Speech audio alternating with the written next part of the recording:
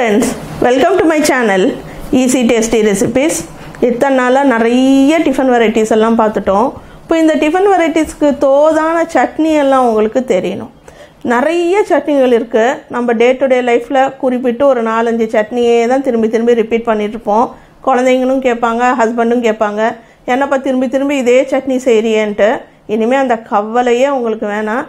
நிறைய சட்னி ரெசிபிஸ் உங்களுக்கு நான் சொல்றேன். நீங்க நோட் பண்ணி வச்சுக்கோங்க. ஒரு நோட்ல நீங்க டக்குன்னு எடுத்து பார்க்கிறதுக்கு உங்களுக்கு ரொம்ப யூஸ்ஃபுல்லா இருக்கும். நான் சொன்னதுக்காக நீங்க லைக் போட்டதுக்கு ரொம்ப தேங்க்ஸ். இந்த வீடியோக்கு மறக்காம லைக் போடுங்க, கமெண்ட் பண்ணுங்க. சேனலை சப்ஸ்கிரைப் பண்ணாதீங்க, சப்ஸ்கிரைப் பண்ணி வச்சுக்கோங்க. வாங்க வீடியோக்குள்ள போலாம். முதல்ல நம்ம பார்க்க போறது மாங்காய் சட்னி. மாங்காய் சீசன்ல இந்த சட்னி நீங்க செய்யலாம். நிறைய பேர் மாங்காய் சாதம் செஞ்சிருப்பீங்க, மாங்காய் துவையல் செஞ்சிருப்பீங்க. இந்த சட்னியும் ரொம்ப டேஸ்டியா இருக்கும். இதுக்கு தேவையான பொருட்கள் என்னன்னு பார்த்தீங்கன்னா, சீரகம், காஞ்ச மிளகாய், புதினா இலைகள், பூண்டு பற்கள், இஞ்சி, உப்பு, மாங்காய் துருவல். இதெல்லாம் ஒரு பேனில் கொஞ்சம் ஆயில் ஊற்றி சீரகம், காஞ்ச மிளகாய், புதினா, பூண்டு, இஞ்சி, உப்பு நல்லா வதக்கிக்கோங்க. வதக்கிட்டு நீங்கள் மிக்சியில் அரைச்சிட்டு லாஸ்ட்டில் எடுக்கும்போது இந்த மாங்காய் துருவலும் சேர்த்து அரைச்சி எடுத்திங்கன்னா ரொம்ப டேஸ்டியாக இருக்கும். மேலே கடுகும் கருவேப்பிலும் தாளித்து கொட்டிக்கோங்க. நெக்ஸ்ட்டு நம்ம பார்க்க போகிறது கருப்பு உளுந்து சட்னி. கருப்பு உளுந்து உடம்புக்கு ரொம்ப நல்லது. எங்கெங்கே நீங்கள் உளுந்து சேர்க்கணும்னு நினைக்கிறீங்களோ அந்த இடத்துலலாம் நீங்கள் கருப்பு உளுந்து சேர்த்துக்கலாம். இப்போ பேனில் கொஞ்சம் கருப்பு உளுந்து, கடுகு கொஞ்சம், வெங்காயம், தக்காளி, இஞ்சி, பச்சை மிளகாய், காஞ்ச மிளகாய். எவ்வளோ காரம் வைக்கிறீங்களோ அதை 2ஆக டிவைட் பண்ணிக்கோங்க. பச்சை மிளகாவும் வைக்கணும், காஞ்ச மிளகாவும் வைக்கணும். தேவையான அளவு தேங்காய். இதெல்லாம் நல்லா வறுத்துட்டு உப்பு சேர்த்து நீங்கள் அரைச்சிட்டு அதுக்கப்புறம் மேலே கடுகும் கருவேப்பிலையும் தாளித்து கொட்டினீங்கன்னா இந்த கருப்பு உளுந்து சட்னி உடம்புக்கும் ரொம்ப நல்லது, டேஸ்ட்டாகவும் இருக்கும். நெக்ஸ்ட் கொள்ளு துவையல். கொல்லை பேனில் நல்லா வறுத்துக்கோங்க. வறுத்துட்டு 3 மணி நேரம் அதை ஊற வச்சுருங்க. அப்புறம் குக்கரில் 2 விசில் விட்டு அதை வேக வச்சு எடுத்துக்கோங்க. பேனில் கொஞ்சம் ஆயில் ஊற்றி உளுத்தம்பருப்பு, கடலைப்பருப்பு, வெங்காயம், பூண்டு, காஞ்ச மிளகாய், கொத்தமல்லி, கருவேப்பிலை, தேங்காய் நல்லா வதக்கி இந்த வெந்த கொல்லையும் உப்பும் சேர்த்து அரைச்சி அதுக்கப்புறம் மேலே கடுகு கருவேப்பிலை தாளித்து கொட்டினீங்கன்னா இந்த கொள்ளு துவையல் உங்களுக்கு இட்லி, தோசை, சப்பாத்திக்கும் நீங்கள் வச்சுக்கலாம். சாதத்தில் பிசைஞ்சும் சாப்பிட்லாம். சம்பல். இதுக்கு தேவையானது தேங்காய், வெங்காயம், பச்சை மிளகாய், மல்லித்தலை, மிளகாத்தூள், கருவேப்பிலை, உப்பு. இதெல்லாம் நீங்கள் பச்சையாகவே வதக்கிக்கலாம், அரைச்சிக்கலாம். இல்லைன்னா வதக்கியும் அரைச்சிக்கலாம். அரைச்சிட்டு அதுக்கப்புறம் மேலே எலுமிச்சஞ்சாறு கொஞ்சம் சேர்த்துட்டு கடுகு தாளித்து கொட்டினீங்கன்னா ரொம்ப டேஸ்டியாக இருக்கும். இது இட்லி, தோசைக்கு ரொம்ப நல்லாயிருக்கும். நெக்ஸ்ட்டு தேங்காய் துவையல். பேனில் ஆயில் கொஞ்சம் ஊற்றிக்கோங்க. அதில் உளுத்தம்பருப்பு, காஞ்ச மிளகாய், சின்ன வெங்காயம் ஒரு 5-6, கருவேப்பிலை, தேங்காய் தேவையான அளவு, புளி, உப்பு எல்லாமே வதக்கி கெட்டியாக அரைச்சி மேலே கடுகு கருவேப்பிலை தாளிச்சுக்கோங்க. கடுகு கருவேப்பிலை தாளிக்கும் போது கூட உளுத்தம்பருப்பு கூட நீங்கள் தாளிச்சிக்கலாம், வாசமாக இருக்கும். நெக்ஸ்ட்டு கொத்தமல்லி சட்னி. பேனில் ஆயில் ஊற்றிக்கோங்க. உளுத்தம்பருப்பு, காஞ்ச மிளகாய், பச்சை மிளகாய், கருவேப்பிலை, தேங்காய், பெருங்காயம், புளி, தக்காளி, மல்லித்தலை, உப்பு இதெல்லாம் நல்லா வதக்கிக்கோங்க. வதக்கி அரைச்சிட்டு மேலே கடுகும் கருவேப்பிலையும் தாளித்து கொட்டிக்கோங்க. நெக்ஸ்ட் தக்காளி நிலக்கடலை சட்னி. பேனில் ஆயில் ஊற்றி ஃபஸ்ட்டு நிலக்கடையை நல்லா வறுத்து தனியாக எடுத்து வச்சுக்கோங்க. திரும்பவும் கொஞ்சம் ஆயில் சேர்த்துக்கோங்க. அதில் வெங்காயம், தக்காளி, பூண்டு, காஞ்ச மிளகாய், பச்சை மிளகாய், கருவேப்பிலை, உப்பு வதக்கி அரைச்சிக்கோங்க. அரைச்ச பின்னால் இந்த வறுத்து வச்ச நிலக்கடலையை எடுத்து அதில் போட்டு இன்னொரு ரன் விட்டு நீங்கள் எடுத்திங்கன்னா கொஞ்சம் மொறுமொறுப்பாக இருக்கும். லாஸ்ட்டில் சேர்க்கும்போது அரைச்சி எடுத்துட்டு மேலே கடுகும் கருவேப்பிலையும் தாளித்து கொட்டிக்கோங்க.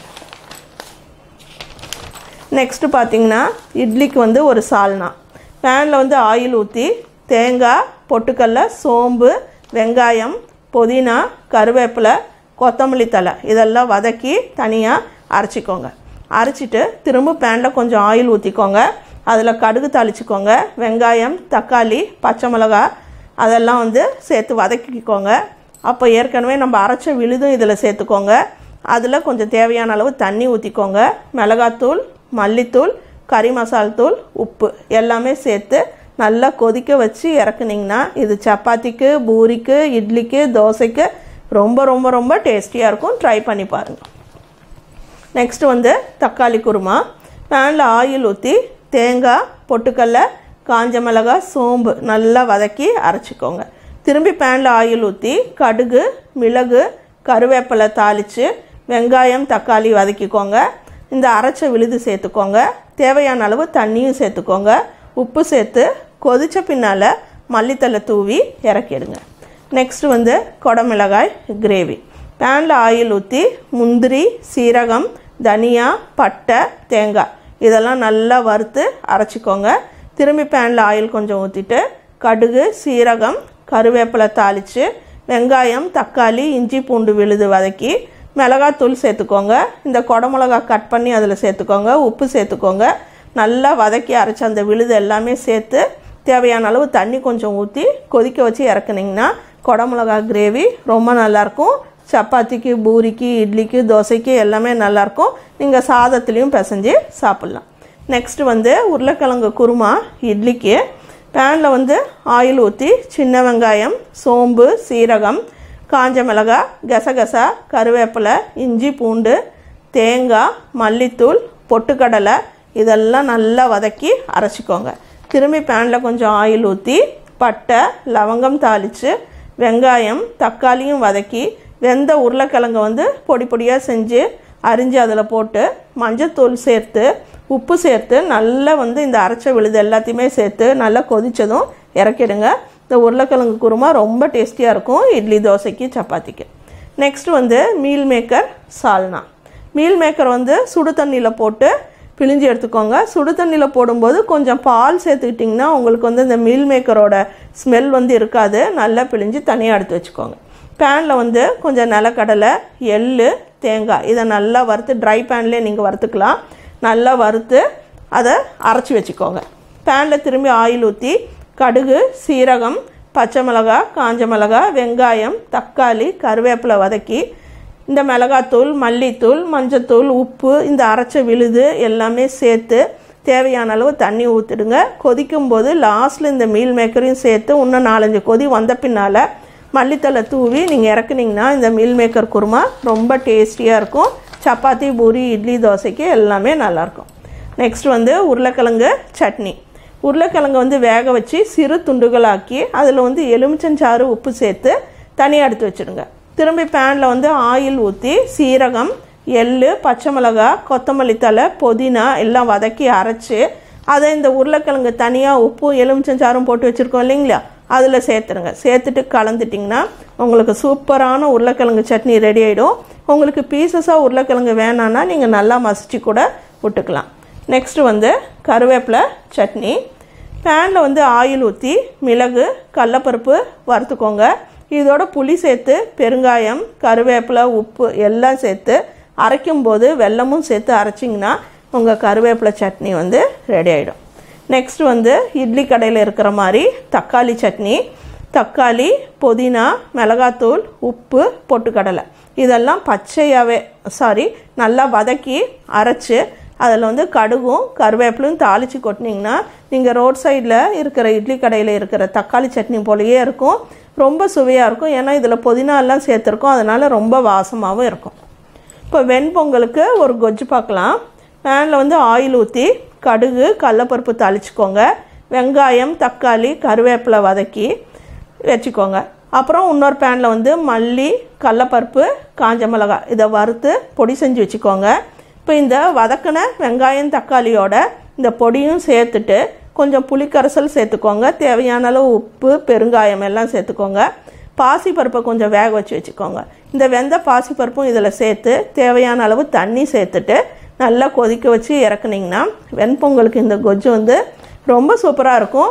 இதில் உங்களுக்கு தேவைன்னா ஏதாவது காய்கள் கூட நீங்கள் சேர்த்துக்கலாம். நெக்ஸ்ட் வந்து மல்லி மசாலா.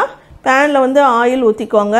வெங்காயம், தக்காளி, இஞ்சி பூண்டு விழுது, மல்லித்தலை, மஞ்சத்தூள், மிளகாய்த்தூள், உப்பு சேர்த்து நல்லா சுருளை வதக்கி இறக்கிக்கோங்க. இதில் வந்து மல்லித்தலை வந்து அப்படியே தான் சேர்க்கணும். அது நல்லா குட்டி குட்டியாக கட் பண்ணிக்கோங்க. அது சுருளை வதங்கும் போது இருக்கிற இடமே தெரியாது, ஆனால் ரொம்ப டேஸ்டியாக இருக்கும். இஞ்சி தொக்கு. இஞ்சி, புளி, காஞ்ச மிளகாய், வெல்லம், பெருங்காயம், உப்பு எல்லாம் மிக்சியில் நல்லா நைஸாக அரைச்சிக்கோங்க. அரைச்சிட்டு பேனில் ஆயில் சேர்த்துக்கோங்க.